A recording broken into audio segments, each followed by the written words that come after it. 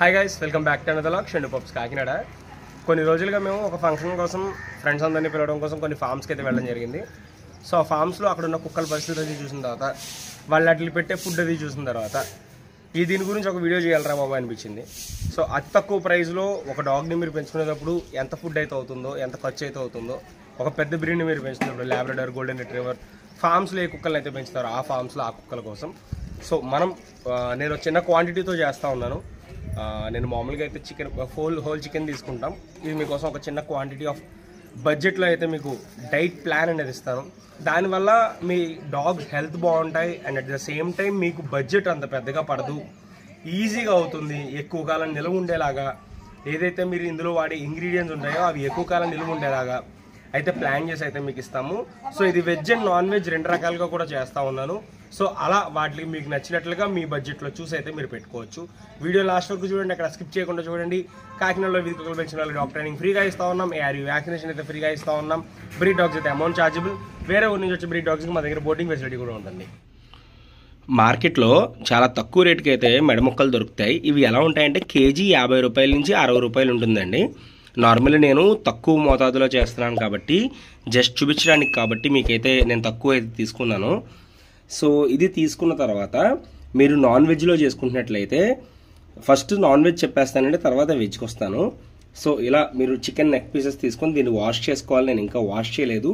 So వీటితో పాటు మనం బంగాళదుంప, ఆనపకాయ, క్యారెట్, 2 కోడిగుడ్లు అండ్ కుదిరితే ఆనపకాయతో పాటు అంటే కొంతమంది సొరకాయ అంటారు, కొంతమంది ఆనపకాయ అంటారు, గుమ్మడికాయ కూడా పెట్టుకోవచ్చు. గుమ్మడికాయ ముక్క, చిన్న ముక్క, అంటే నేను దీనికి చేస్తున్నాను కాబట్టి గుమ్మడికాయ కూడా మీరు యాడ్ చేసుకోవచ్చు. చిలకడ దుంప మాత్రం చాలా తక్కువ అండి, చాలా తక్కువ అంటే ఇప్పుడు క్యారెట్ ఎంత తీసుకుంటే చిలకడ దుంప ఇంత మాత్రమే తీసుకోవాలండి. చాలా చిన్న పీస్ అయితే తీసుకోవాల్సి ఉంటుంది, ఎక్కువ అయితే వేయకూడదు.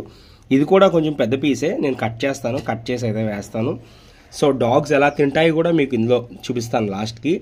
అదే మీరు ఇప్పుడు వెజిటేరియన్గా చేస్తున్నట్లయితే వెజ్లో ఇక్కడ మీరు ఏమేమి వేసుకోవచ్చు అంటే, మీరు గుడ్లు కూడా పెట్టకపోతే సో ఈ గుడ్డు కూడా తీసేయండి, పక్కన పెట్టండి. బంగాళదుంప కామన్, ఆనపకాయ అది సొరకాయ, క్యారెట్, చిలకడ దుంప చిన్న ముక్క, గుడ్డు మీరు పెట్టరు కాబట్టి ఇక్కడ మిల్ మేకర్ ఉంటుంది చూడండి, సోయా అంటాము. సో సోయా చంక్స్ అంటాము. మిల్ మేకర్ ఒక చిన్న కప్పు. ఎప్పుడైతే మీరు మిల్ మేకర్ పెడుతున్నారో మిల్ మేకర్ అయితే డైలీ పెట్టకూడదండి, వీక్లీ ట్వైస్ అంతే, వారానికి 2 సార్లు మాత్రమే మిల్ మేకర్ అయితే ఇవ్వాలి.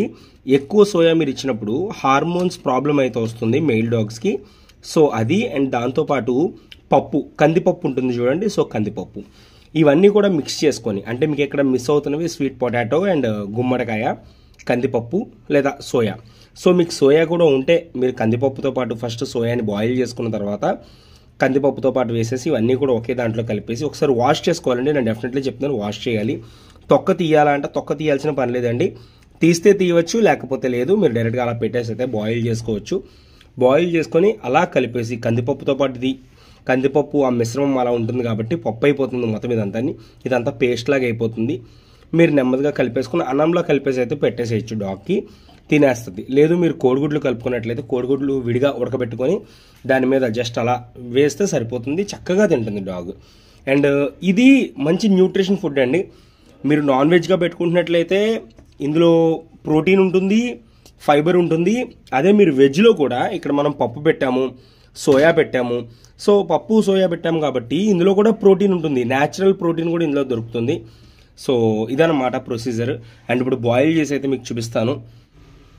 ఇలా కుక్కర్లో పెట్టిన తర్వాత 3 నుంచి 4 విజిల్స్ అయితే రావాలండి చికెన్ అదిని. పప్పు అన్నా సరే అంతే, వాటర్ కూడా తగినంత వేసుకోవాలి. సో మీకు తెలియకపోతే ఇంట్లో పెద్దవాళ్ళని ఒకసారి అడిగి చెయ్యండి, అంతే తప్ప కుక్కర్తో చేసేటప్పుడు విజ్ఞాన ప్రదర్శనలు అయితే చేయొద్దు. నిపుణుల పర్యవేక్షణ ఎంతో అవసరం. నిపుణులు అంటే మన ఇంట్లో ఉండే అమ్మగారు, అమ్మమ్మ గారు, నాన్నమ్మ గారు ఇలాంటి వాళ్ళు. అండ్ ఇందులో పాలకూర వేసుకుంటే ఇంకా మంచిదండి. కొంతమంది బ్రదర్ మీరు చెప్పినండి చిలకడ దుంప ఇవన్నీ కూడా పెట్టలేము అనుకుంటారు. బంగాళదుంప నార్మల్గానే ఒక వారంలో ఇంట్లో కొన్ని కూరలు ఉంటే బంగాళదుంప కంపల్సరీ ఉంటుందండి 90% మన 1 వీక్ ఆఫ్ మీల్లో. సో ఒక్క బంగాళదుంప హాఫ్ బంగాళదుంప తీసుకున్నంత మాత్రాన ఇంట్లో బంగాళదుంపలు అన్నీ అయిపోవు. మీ దగ్గర 1 కుక్క 2 కుక్కలు ఉంటే, ఎక్కువ కుక్కలు ఉన్నప్పుడు ఎక్కువ అయితే తీసుకోవాల్సి ఉంటుంది. అలాగని బంగాళదుంప ఎక్కువ పెట్టకూడదు. చిలకడ దుంప కూడా చాలా తక్కువ. క్యారెట్ కూడా ఆబ్వియస్లీ ఉంటుంది. సో ఇంట్లో స్కూల్కి వెళ్ళే పిల్లలు ఉంటే డెఫినెట్లీ వాళ్ళకి బాక్స్లో మనం క్యారెట్ అయితే కంపల్సరీ ప్రొవైడ్ చేస్తాం. అండ్ ఇంకా రాడిష్ ఉంటుంది, ముల్లంగి అంటారు కదా రాడిష్, అది చాలా మంచిది డాగ్స్కి.